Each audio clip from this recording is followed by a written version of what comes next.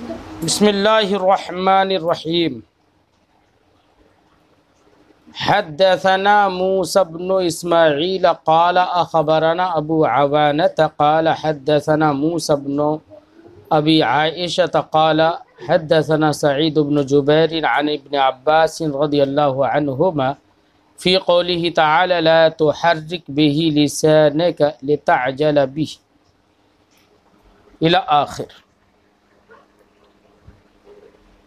حدیث پاک امام بخاری جو ذکر کر رہے ہیں،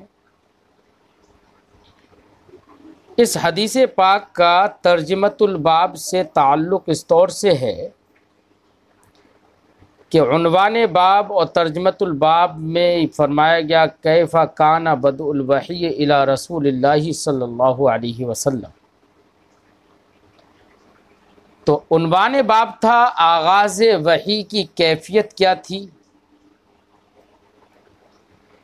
یہ حدیث جو ذکر کر رہے ہیں اس کو عنوان باب سے اس معنی کر تعلق ہے اور اس کو اس معنی کر مناسبت حاصل ہے کہ یہ حدیث یہ بتا رہی ہے کہ نبی کریم صلی اللہ علیہ وسلم پر وحی جب نازل ہوتی تھی تو سرکار دو عالم صلی اللہ علیہ وسلم حضرت جبریل کے ساتھ میں پڑھنا شروع کر دیتے تھے، اور شوق حفظ قرآن اتنا تھا کہ حضرت جبریل ابھی پڑھ کر ختم نہیں کرتے کہ اسی کے بیچ میں انہی کے ساتھ میں پڑھنا شروع کر دیتے تھے، اور شوق حفظ میں آپ کے لب مبارک اور آپ کی زبان مبارک حرکت کرتی تھی، آپ اس کو حرکت دیتے تھے۔ تو اللہ رب العزت نے فرمایا کہ یہ مت سمجھو کہ جبریل پڑھیں گے اور پڑھنے کے بعد جب فارغ ہو جائیں گے تو اس کے بعد آپ کے ذہن و دماغ سے وہ نکل جائے گا، بلکہ قرآن کو جمع کرنا اور اس کو پڑھوانا یہ ہمارے ذمے ہے،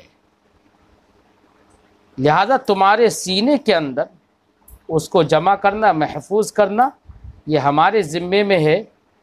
اس لیے یہ سوچ کر کہ کہیں کچھ نکل نہ جائے، یہ سوچ کر جلدی جلدی یاد کرنے کے چکر میں اپنے زبان اور اپنے ہونٹوں کو حرکت مت دو، بلکہ آرام سے حضرت جبریل کی بات کو آرام سے سنو، خاموش رہو اور پھر اس کو یاد کر لو اور پڑھو۔ اور سرکار ایسے ہی فرماتے تھے، پھر بعد میں سرکار نے ایسا ہی کیا۔ تو دیکھیے جو وحی نازل ہوتی اس وحی کو یاد کرنے میں سرکار دو عالم صلی اللہ علیہ وسلم جلدی کرتے۔ اللہ رب العزت نے تعلیم فرمائی کہ جلدی مت کرو، تو تعلق تو اس کا وحی سے اور نزول وحی سے تعلق تو ہو گیا، لہذا کیف کان بدء الوحی، آغاز وحی میں سرکار کی کیفیت کیا رہتی تھی اس کا اس میں ذکر ہے، اس لیے عنوان باب سے اس کو مناسبت اور تعلق حاصل ہوگا۔ اب مفہوم آپ کے ذہن میں آ گیا کہ اس حدیث پاک کے اندر کیا بتایا جائے گا۔ اب حدیث پاک کا ترجمہ کرتے ہیں۔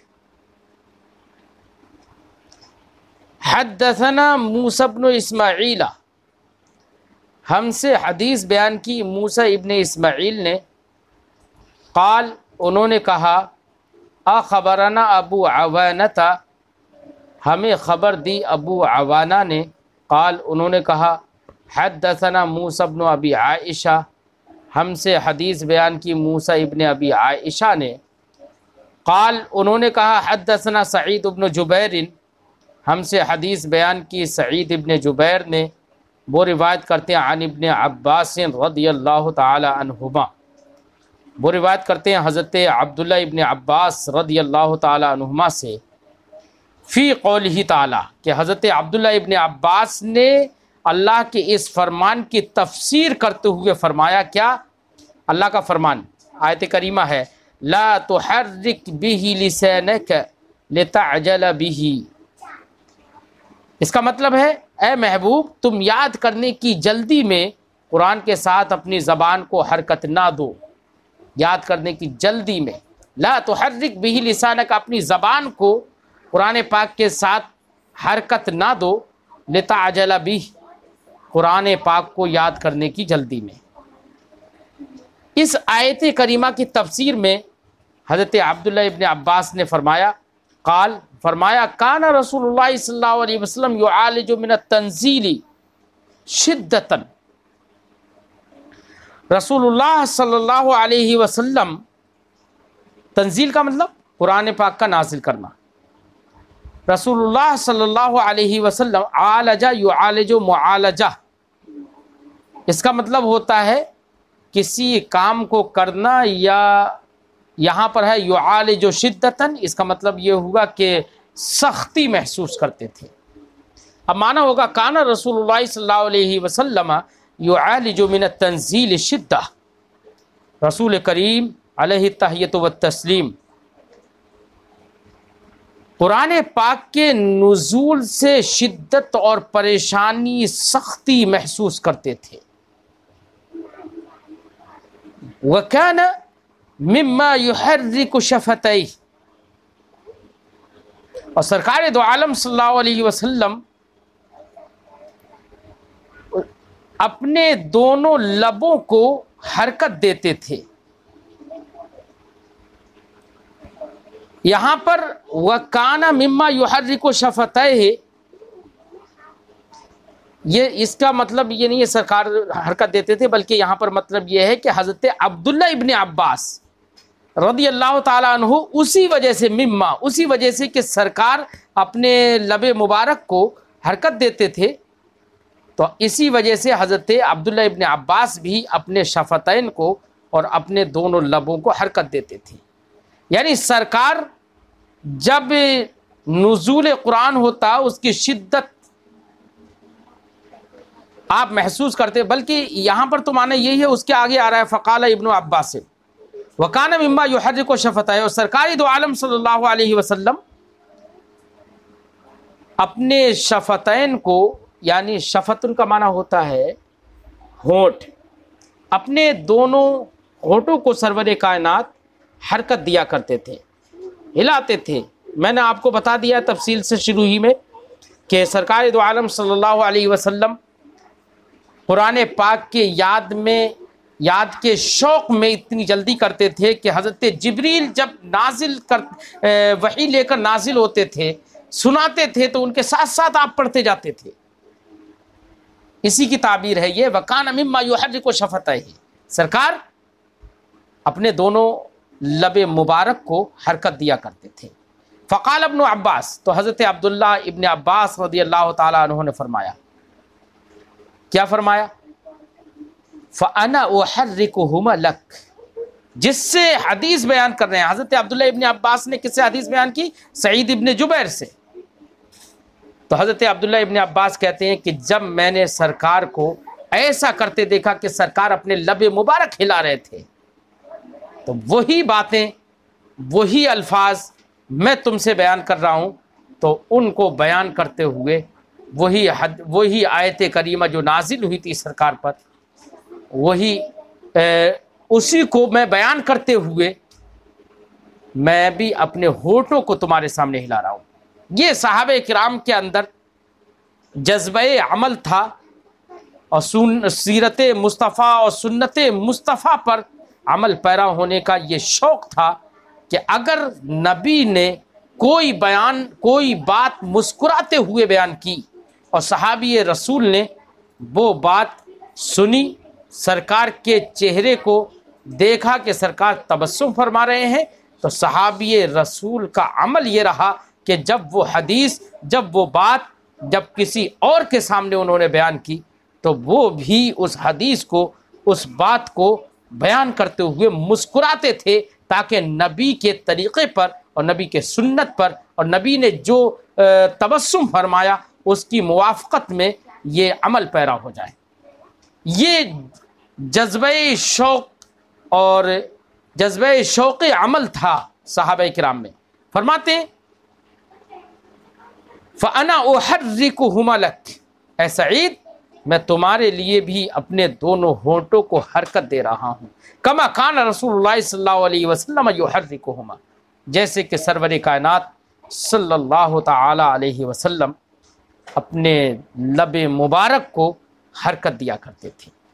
وقال سعید، اب دیکھیے حضرت سعید ابن جبیر ہیں، انہوں نے حضرت عبداللہ ابن عباس کو دیکھا کہ وہ بیان کر رہے ہیں تو اپنے ہونٹوں کو ہلا رہے ہیں، تو حضرت سعید بھی فرما رہے ہیں کہ میری بھی یہ کیفیت تھی کہ میں بھی جب بیان کرتا تو میں بھی اپنے ہونٹوں کو ہلاتا۔ کیوں؟ اس لیے کہ میں نے حضرت عبداللہ ابن عباس کو ہونٹوں کو ہلاتے ہوئے دیکھا، اور حضرت عبداللہ ابن عباس کہتے تھے کہ میں نے نبی کریم صلی اللہ علیہ وسلم کو لب مبارک کو جنبش دیتے ہوئے دیکھا تھا۔ وقال سعید، سعید نے کہا انا احرکہما، میں بھی اپنے دونوں ہونٹوں کو ہلاتا ہوں، کما رأیت ابن عباس رضی اللہ عنہما، جیسے کہ میں نے حضرت عبداللہ ابن عباس کو یحرکہما ہونٹوں کو ہلاتے ہوئے دیکھا تھا۔ فحرک شفتیہ، تو حضرت سعید نے بھی اپنے دونوں ہونٹوں کو ہلایا۔ فانزل اللہ تعالی، تو یہ ہونٹوں کے ہلنے پر اللہ رب العزت نے آیت کریمہ نازل فرمائی، کیا؟ لا تحرک بہ لسانک، اے محبوب تم قرآن پاک کو یاد کرنے کی جلدی میں اپنی زبان کو مت ہلاؤ۔ لا تحرک بہ لسانک، اب ایک بات آیت کریمہ میں لا تحرک بہ لسانک لتعجل بہ ان علینا جمعہ وقرآنہ، اے محبوب تم اپنے ہونٹوں کو مت ہلاؤ، لا تحرک، اب یہاں پر ہے تو وہی ہونٹ ہلانا، لیکن بیٹا ایک بات ذہن میں رکھیے، ماقبل میں حدیث میں گزرا وَكَانَ مِمَّا يُحَرِّكُ شَفَتَيْهِ، وہاں پر یہ ہے کہ ہونٹوں کو سرکار ہلاتے تھے، اور یہاں پر آیت کریمہ میں لا تحرک بہ لسانک، جب سرکار اپنے ہونٹ ہلاتے تھے تو یہاں پر آیت کریمہ میں یہ ہونا چاہیے تھا لا تحرک بہ شفتیک، یہ ہونا چاہیے تھا، لسانک نہیں ہونا چاہیے۔ لیکن بیٹا زبان اور ہونٹ تبھی ہلتے ہیں جب آدمی کچھ بولنا چاہتا ہے، کچھ پڑھنا چاہتا ہے۔ ہونٹوں کا زیر و بم تبھی ہوتا ہے جب آدمی کچھ بولتا ہے، اور جب کچھ بولتا ہے تو بیٹا بولنے میں جیسے ہونٹ ہلتے ہیں، تو جن حروف کا مخرج ہونٹ ہے تو وہاں پر ہونٹ ہلتے ہیں، اور جب بولنے میں تو حروف مختلف طرح کے نکلتے ہیں، تو بہت سارے حروف ایسے نکلتے ہیں کہ زبان کو کہیں نہ کہیں لگانا پڑتا ہے تو زبان بھی ہلے گی۔ تو اس طریقے سے دیکھا جائے تو ہونٹوں کا ہلنا اور زبان کا ہلنا دونوں ایک دوسرے کے لیے استلزام ہے، دونوں کے درمیان ایک دوسرے کے لیے مستلزم ہے، متلازم ہیں دونوں۔ تو چاہو یہ کہو کہ تم اپنے ہونٹوں کو مت ہلاؤ تب بھی وہی بات ہے، اور چاہو یہ کہو کہ تم اپنی زبان کو مت ہلاؤ تب بھی وہی بات ہے، کیونکہ دونوں کے درمیان ہونٹوں کے ہلنے اور زبان کے ہلنے کے درمیان استلزام ہے، اس صورت میں جب کہ بات کی جائے، بولا جائے، کچھ پڑھا جائے، کچھ یاد کیا جائے، تو اس وقت جیسے زبان ہلے گی ویسے ہونٹ بھی ہلیں گے۔ اس لیے سرکار اپنے ہونٹوں کو ہلاتے تھے۔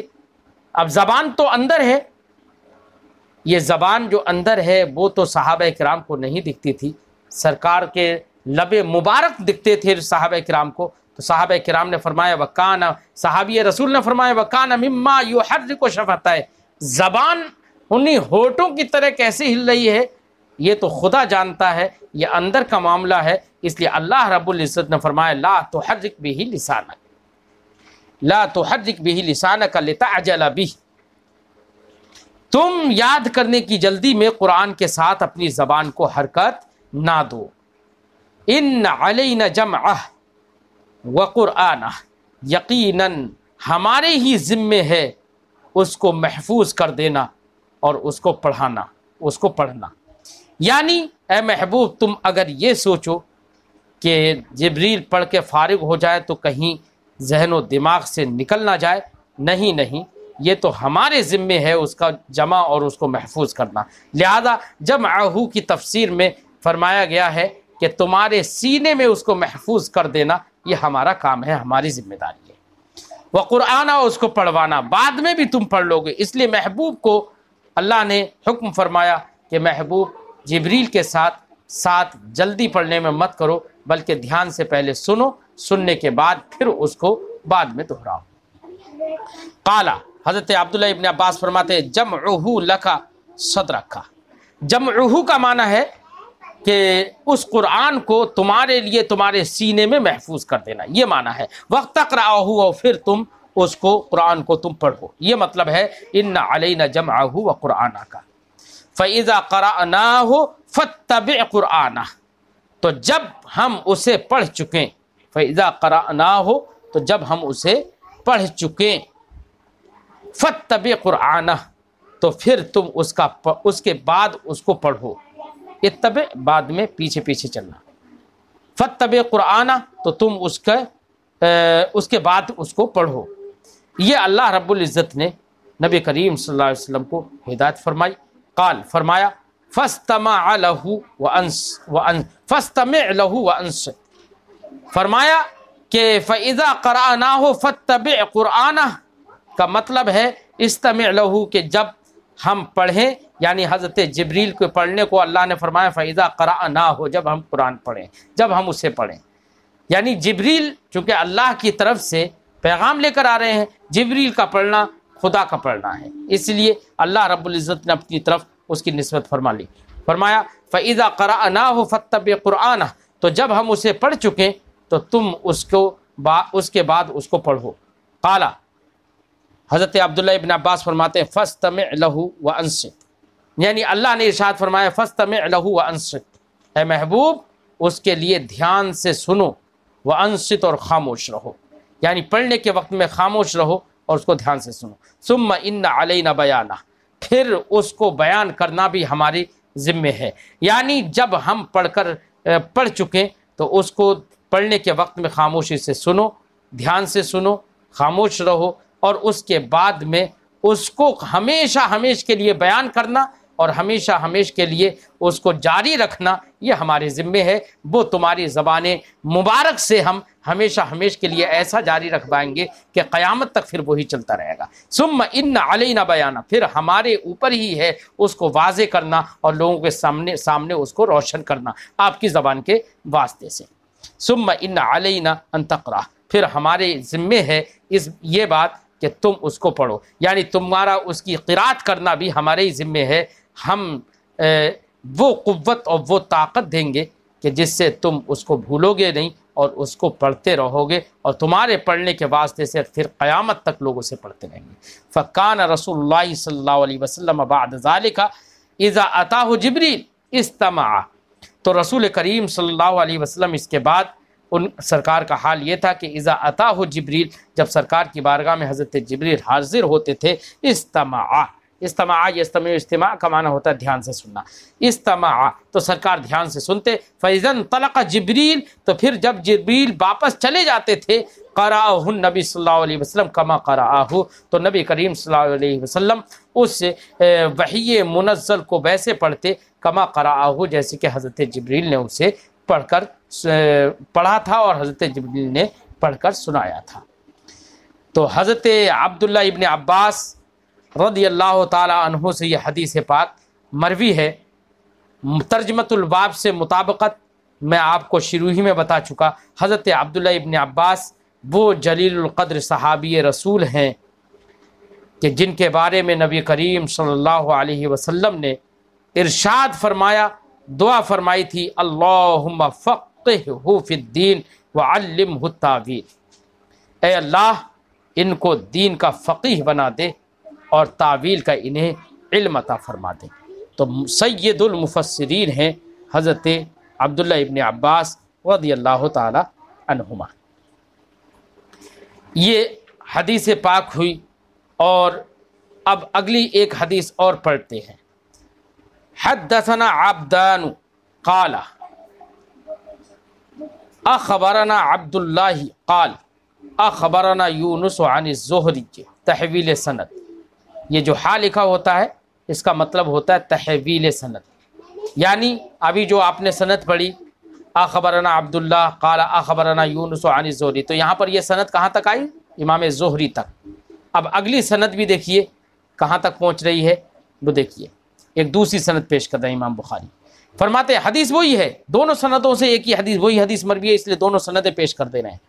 फरमाते वहद्दसना बिश्र इब्न मुहम्मद, हमसे हदीस बयान की बिश्र इब्न मुहम्मद ने क़ाल, फरमाया उन्होंने हद्दसना अब्दुल्लाह, हमसे हदीस बयान की अब्दुल्लाह ने क़ाल, उन्होंने कहा अखबरना यूनुस, हमें खबर दी यूनुस ने। देखिए पहली वाली सनद जो थी वो भी यूनुस तक थी और ये वाली सनद भी यूनुस तक आ गई, ठीक है ना। यहाँ पर आकर दोनों सनदें मुश्तरक हो गई। अब पहली वाली सनद में ये था कि यूनुस ने हमें खबर दी रिवायत करते हुए अन ज़ुहरी, इमाम ज़ुहरी से। इस सनद में ये है अखबरना यूनुस व मामर, के यहाँ पर उस सनद में ये था कि सिर्फ यूनुस ने ज़ुहरी से रिवायत करते हुए खबर दी। इसमें यह है कि यूनुस और मामर दोनों ने हमें खबर दी है नहवहु, जैसे यूनुस ने ज़ुहरी से रिवायत करते हुए खबर दी वैसे ही मामर ने भी ज़ुहरी से रिवायत करते हुए खबर दी। क्या? दोनों ने रिवायत की है नहवहु अन ज़ुहरी, इमाम ज़ुहरी से रिवायत करते हुए, ठीक है। क्या खबर दी? अखबरनी, हज़रत इमाम ज़ुहरी फरमाते हैं अखबरनी उबैदुल्लाह इब्न अब्दुल्लाह, मुझे खबर दी उबैदुल्लाह इब्न अब्दुल्लाह ने, वो रिवायत करते हैं अन इब्न अब्बास रज़ियल्लाहु अन्हुमा, हज़रत अब्दुल्लाह इब्न अब्बास रज़ियल्लाहु ताला अन्हुमा से। क़ाल, उन्होंने फरमाया काना रसूलुल्लाह सल्लल्लाहु अलैहि वसल्लम अजवद अन्नासी व काना अजवद मा यकूनु फी रमज़ान हीन यल्क़ाहु जिब्रील व काना यल्क़ाहु फी कुल्लि लैलतिन मिन रमज़ान फयुदारिसुहुल क़ुरआन फला रसूलुल्लाह सल्लल्लाहु अलैहि वसल्लम अजवद बिल खैर मिन अर्रिहिल मुरसला। देखिए हदीस पाक में कि हज़रत अब्दुल्लाह इब्न अब्बास रज़ियल्लाहु ताला अन्हु फरमाते हैं क़ाल, फरमाया काना रसूलुल्लाह सल्लल्लाहु अलैहि वसल्लम अजवद अन्नास, नबी करीम सल्लल्लाहु अलैहि वसल्लम लोगों में सबसे ज़्यादा सखी थे, सबसे ज़्यादा सखी थे। सखावत, सरकार से ज़्यादा सखी। देखिए सखावत कहते किसे, पहले तो इसका मतलब समझिए। जूदो सखा किस चीज़ का नाम है इसको पहले समझिए। जूदो सखा का मतलब होता है किसी को भलाई दे देना, कि अजवद ये इसमें तफसील है, किसी को भलाई देना यानी अच्छी चीज़ दे देना, जो किसी के देने के लायक हो, देना जिस चीज़ का मुनासिब हो, जिसको मुनासिब हो उसको। मिसाल के तौर पर मेरे पास पैसे नहीं हैं, तो अब मुझे कोई अगर पैसे देना चाहे तो ये मेरे हाल के मुनासिब है कि मुझे वो पैसे दे दे। मेरे पास खाना नहीं है तो अब इस वक्त मेरे हाल के मुनासिब ये है कि मुझे खाना दिया जाए। मेरे पास पानी नहीं है तो मेरे हाल के मुनासिब ये है कि मुझे पानी दिया जाए। तो जिसकी जो ज़रूरत हो, जिसका हाल जिस चीज़ का तकाजा करता हो, उसको वो चीज़ दे देना, ये है जूद, ये है सखा। अब गौर करिए, जो चीज़ ना हो आदमी के पास और उसको उसकी ज़रूरत हो और उसके हाल के मुनासिब हो, वो उसे दे देना सखा है। ध्यान करो, लोग जब परेशानियों में मुब्तला थे, इंसान एक कमज़ोर इंसान को एक ताकतवर इंसान दबा लेता था, जुल्म सितम करता था, गोरों और कालों के दरमियान फ़र्क रखा जाता था, कमज़ोर और ताकतवर एक दूसरे के बिल्कुल कमज़ोर ताकतवर के ज़ेरे बाजू रहता था। एक गरीब और कमज़ोर आदमी की मुआशरे में जब इज़्ज़त ना थी, बेवा औरतों को जब मनहूस और उनको अभागन समझा जाता था, बच्चियों को नहूसत भरी निगाहों से देखा जाता था, बल्कि अपनी ज़िल्लत व रुसवाई के खौफ से एक बाप अपनी बच्ची को ज़िंदा दरगोर कर देता था। जहाँ पर एक औरत जो कि पीरियड्स से होती थी, تو اس کو بالکل الگ تھلگ کر دیا جاتا تھا، اس کو کسی برتن اور کسی چیز میں ہاتھ لگانے کی اجازت نہیں ہوتی تھی۔ اس طریقے کے کتنے ظلم و ستم انسانوں پر ہو رہے تھے۔ اب وہاں پر لوگوں کو ضرورت تھی ایک ایسی شخصیت کی جو مظلوموں کو ان کے ظلم کا بدلہ دلا سکے، مظلوم کی فریاد رسی کر سکے، کمزور کے دست و بازو بن سکے، کمزور پر ہونے والے ستم کو دور کر سکے، جہاں پر انسانیت پزمردہ ہو رہی تھی وہاں پر انسانیت میں جان ڈال سکے۔ ایسی شخصیت کی ضرورت تھی جہاں پر لوگ پریشان تھے، عورتوں کی عزت نہیں کی جا رہی تھی۔ اب اگر ایسی عورتوں کو جس نے عزت دلا دی ہو، جن کو عزت کی ضرورت تھی ان کو عزت دی ہو، جن کو روشنی کی ضرورت تھی ان کو روشنی دی ہو، جن کو ہدایت کی ضرورت تھی ان کو ہدایت دی ہو، جو اپنے زخمی دلوں پر مرہم رکھنا چاہتے تھے ان کو جس کی بات نے، جس کی آواز نے مرہم کا کام کیا ہو، دل کو سکون بخشا ہو، بتائیے کیا یہ جود و سخا نہیں ہوگی؟ جود کا معنی پہلے سمجھیے تو یہ سب چیزیں نبی کے جود و سخا میں ہے۔ نبی جیسا کام کسی نے نہ کیا تھا نہ کوئی کر پائے گا۔ اور اوپر سے کتنے مصائب اور آلام سرکار نے برداشت کیے۔ طائف کا واقعہ ذہن میں لائیے کہ سرکار لوگوں کی ہدایت کے لیے وہاں پر جب آپ نے تبلیغ و دعوت کا کام شروع کیا تو وہاں کے طائف کے لوگوں نے سرکار پر پتھر برسائے تھے۔ پتھر اتنے برسائے کہ مورخین نے لکھا ہے کہ سرکار کے سر مبارک سے اتنا خون بہا، جسم مبارک سے اتنا خون بہا کہ سرکار کے نعلین مبارک میں وہ بہہ کر خون پہنچا تھا۔ تو بہہ کر خون پہنچنے کے بعد اتنا خون بہا تھا کہ سرکار کے قدمین مبارکین ان نعلین میں خون کی چپچپاہٹ سے اتنے زیادہ جم گئے تھے کہ نعلین مبارک پیر سے نکالنا مشکل ہو گیا تھا۔ تو اب ایسے مصائب و آلام برداشت کر کے بھی جس نے اپنے آپ کو مخاطر اور ہلاکتوں میں ڈالنے کے بعد انسانوں کی رہنمائی کی ہو، اس سے بڑا فیاض اور اس سے بڑا سخی کوئی نہیں ہو سکتا ہے۔ اور یہ تو میں نے اخلاق اور عادات کے تعلق سے سخاوت بتائی، ایمان اور اعمال کے تعلق سے یہ تو میں نے سخاوت بتائی، اور جس کو ہمارے معاشرے میں سخاوت کہتے ہیں آپ وہ بھی دیکھ لیجئے۔ کتنی روایتیں ایسی ہیں کہ نبی کی بارگاہ میں کوئی مانگنے والا آیا تو نبی کریم صلی اللہ علیہ وسلم کے پاس اگر کپڑا تھا، اس نے کپڑا مانگا تو اسے کپڑا دے دیا۔ روٹی ایک تھی اور روٹی مانگنے والے نے روٹی مانگی تو سرکار نے خود نہ کھائی، اس کو روٹی دے دی۔ نبی کریم صلی اللہ علیہ وسلم ان اخلاق حمیدہ اور ان خصال محمودہ سے متصف کیوں تھے؟ نبی کریم صلی اللہ علیہ وسلم کے بارے میں اللہ رب العزت نے نبی کریم کو ارشاد فرمایا، وَأَمَّا السَّائِلَ فَلَا تَنْهَرْ وَأَمَّا بِنِعْمَةِ رَبِّكَ فَحَدِّثْ۔ سائل کو تو وہ چھڑکتے ہی نہیں تھے، واپس ہی نہیں کرتے تھے۔ اعلیٰ حضرت علیہ الرحمت والرضوان نے ارشاد فرمایا، مانگیں گے مانگے جائیں گے، منہ مانگی پائیں گے، سرکار میں نہ لا ہے نہ حاجت اگر کی ہے۔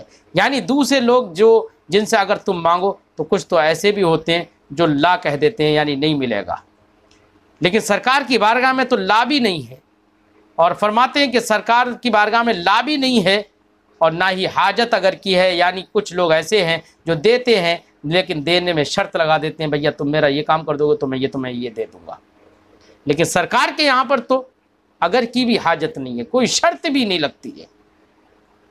تو سرکار کی وہ جود و سخا ہے۔ اعلیٰ حضرت نے ایک جگہ ارشاد فرمایا، تیرے خلق کو حق نے عظیم کہا، تیری خلق کو حق نے جمیل کیا، کوئی تجھ سا ہوا ہے نہ ہوگا شہا، تیرے خالق حسن ادا کی قسم، تیرے خالق حسن و ادا کی قسم۔ نبی کریم صلی اللہ علیہ وسلم اخلاق حمیدہ، خصال جمیلہ کے پیکر تھے۔ دیکھیے کان رسول اللہ صلی اللہ علیہ وسلم اجود الناس وکان اجود ما یکون فی رمضان۔ حضرت عبداللہ ابن عباس فرماتے ہیں سرکار دو عالم صلی اللہ علیہ وسلم لوگوں میں سب سے زیادہ سخی تھے، اور سرکار سب سے زیادہ سخاوت رمضان میں کیا کرتے تھے۔ وکان اجود ما یکون فی رمضان، رمضان میں سب سے زیادہ سخاوت کیا کرتے تھے۔ حین یلقاہ جبریل، کب زیادہ سخاوت کرتے تھے؟ کب وسیع الصدر بہت زیادہ ہوا کرتے تھے، بہت زیادہ؟ حین یلقاہ جبریل، جب رمضان میں جبریل آپ سے ملاقات کرنے آتے تھے۔ معمول یہ تھا حضرت جبریل کا کہ ہر رمضان میں جتنا قرآن نازل ہوا، ہر رمضان میں آ کر نبی کریم صلی اللہ علیہ وسلم کی بارگاہ میں ماہ رمضان کے اندر اس کی مراجعت فرماتے تھے اور اس کی تکرار فرماتے تھے۔ فرماتے ہیں وَكَانَ يَلْقَاهُ فِي كُلِّ لَيْلَةٍ مِّن رمضان، حضرت جبریل علیہ السلام نبی کریم کی بارگاہ میں ہر رات، رمضان کی ہر رات ملنے آتے تھے۔ یہ حضرت جبریل کو ہی شرف حاصل ہے، یہ کچھ فرشتوں کو ہی شرف حاصل ہے جو سرکار کی بارگاہ میں بار بار آتے ہیں، ورنہ تو جو فرشتے سرکار کے روضہ مبارکہ پر معمور ہیں درود و سلام کے لیے، تو وہ ان فرشتوں کے بارے میں تو روایت یہ ہے کہ ایک فرشتے کو ایک بار ہی سرکار کی بارگاہ میں آنے کی اجازت ہوتی ہے، لیکن 70,000 فرشتے صبح آتے ہیں، 70,000 شام آتے ہیں، اور جو ایک بار آئے گا وہ دوبارہ کبھی نہیں آئے گا۔ ٹھیک ہے، اعلیٰ حضرت نے جیسے فرمایا جو ایک بار آئے دوبارہ نہ آئیں گے، رخصت ہی بارگاہ سے کچھ اس قدر کی ہے۔ فرماتے ہیں فَيُدَارِسُهُ القرآن، اب دیکھیے رمضان کی ہر رات آتے تھے، فَيُدَارِسُهُ القرآن، پھر سرکار سے قرآن کی مراجعت فرماتے تھے، قرآن کی تکرار فرماتے تھے تاکہ قرآن سرکار کو یاد رہے۔ اس سے پتہ چلا قرآن پاک جتنا بھی یاد ہو اس کو بار بار پڑھ لینا چاہیے، بار بار پڑھنے سے قرآن پاک یاد رہتا ہے۔ اگر کوئی آدمی بار بار نہ پڑھے تو آدمی بھول جائے گا قرآن پاک، اس لیے آدمی کو پڑھنا چاہیے۔ اچھا، اس سے ایک بات یہ بھی سمجھ میں آ رہی ہے، سرکار دو عالم صلی اللہ علیہ وسلم پورے قرآن پاک حضرت جبریل رمضان بھر آ کر مراجعات فرماتے تھے، دہرواتے تھے، تکرار کرتے تھے۔ اس سے سمجھ میں آتا ہے کہ قرآن پاک آج ہمارے یہاں پر جو رمضان مبارک میں تراویح کے اندر پورا قرآن سننے اور سنانے کا ایک رواج ہے تراویح کے اندر، تو اس سے حافظ صاحب کی مراجعت بھی ہو جاتی ہے، تکرار بھی ہو جاتی ہے، لوگ بھی سن کر مستفید ہو جاتے ہیں۔ تو یہ نبی کریم صلی اللہ علیہ وسلم کی اس حدیث پاک کے خلاف نہیں ہے، بلکہ وہ عین موافق ہے۔ اس لیے پورے قرآن پاک کو ایک بار قرآن تراویح میں پڑھ لینا، رمضان مبارک میں پورا قرآن پاک ختم کر لینا، یہ سنت مصطفیٰ ہے اور سنت جبریل بھی ہے۔ فَيُدَارِسُهُ القرآن، تو سرکار کو قرآن حضرت جبریل دہرواتے تھے۔ فلا رسول اللہ صلی اللہ علیہ وسلم اجود بالخیر، تو فلا رسول اللہ، اب دیکھیے یہاں پر زور کے ساتھ، تاکید کے ساتھ، لام تاکید کے ساتھ فرمایا فلا رسول اللہ صلی اللہ علیہ وسلم اجود بالخیر، سرکار دو عالم صلی اللہ علیہ وسلم بھلائیوں کی سخاوت کرنے والے تھے۔ کس سے زیادہ؟ اجود اس میں تفضیل ہے، زیادہ کرنے والے تھے۔ کس سے زیادہ؟ من الریح المرسلہ، آزاد چلتی تیز ہوا سے بھی زیادہ فیاض تھے۔ الریح المرسلہ، چلتی ہوا، تیز چلتی ہوا سے بھی زیادہ فیاض تھے۔ مجھے بتاؤ، تیز چلتی ہوا کی فیاضی کو دیکھو کہ ہوا کی فیاضی کتنی ہے۔ آپ چاہے کسی جگہ میں بھی چلے جائیں، تنگ سے تنگ جگہ میں بھی چلے جائیں، تب بھی ہوا وہاں پر موجود ہوتی ہے۔ اگر ہوا نہ رہے بیٹا تو انسان کی زندگی 2-4 منٹ سے بھی زیادہ نہیں ہو سکتی۔ پوری زندگی کا مدار، سانسوں کا مدار، ہماری حیات کا مدار وہ ہوا پر ہے، آکسیجن پر ہے، جس ہوا کے اندر اللہ نے آکسیجن رکھی ہے۔ وہ اتنی فیاض کہ ہر انسان، ہر جانور کی ناک کے قریب ہے، تاکہ اس کو اپنی زندگی کے لیے ایک ذرہ برابر بھی تکلیف برداشت نہ کرنا پڑے۔ تو ہوا تو اتنی سخی ہے کہ ہر آدمی کے ناک کے قریب ہے، اس کو جتنی ہوا، جتنی آکسیجن کی ضرورت ہے اتنی آکسیجن اور ہوا اس کو مل رہی ہے۔ تو ہوا کتنی سخی ہو سکتی ہے آپ اندازہ لگا سکتے ہیں۔ لیکن صحابی رسول فرماتے ہیں کہ فلا رسول اللہ، صحابی رسول کا عقیدہ یہ ہے کہ ہوا تو بہت سخی ہے، لیکن نبی کریم مصطفیٰ جان رحمت بھی کتنے سخی ہیں؟ فرماتے ہیں کہ ہوا تو بہت سخی ہے، لیکن ہوا سے کہیں زیادہ سخی نبی مصطفیٰ نبی کریم صلی اللہ علیہ وسلم کی ذات مبارک ہے۔ فرماتے ہیں فلا رسول اللہ صلی اللہ علیہ وسلم، تو یقیناً رسول کریم علیہ التحیۃ و تسلیم اجود بالخیر، بھلائیوں کی سخاوت کرنے والے تھے، سب سے زیادہ سخاوت کرنے والے تھے۔ کس سے زیادہ؟ من الریح المرسلہ، تیز چلتی ہوا سے بھی زیادہ سخاوت کرنے والے تھے۔ اب مجھے یہ ایک بات یہاں پر میں یہ ذکر کر دوں، یہ حدیث پاک بھی اسی باب میں باب و بدء الوحی، باب و کیفا کانا بدء الوحی الی رسول اللہ صلی اللہ علیہ وسلم، اسی کے اندر اس حدیث کو بھی ذکر کر دیا۔ اس حدیث پاک کو ترجمۃ الباب اور عنوان باب سے کیا مناسبت ہے؟ تو اس حدیث پاک کو عنوان باب سے مناسبت یہ ہے کہ اس سے پہلے کی حدیثوں میں نزول وحی کی کیفیت اور نزول وحی کے وقت سرکار کی کیفیت کیا ہوتی تھی، نزول وحی کے طریقے کیا ہوتے تھے، وہ بیان کیے گئے۔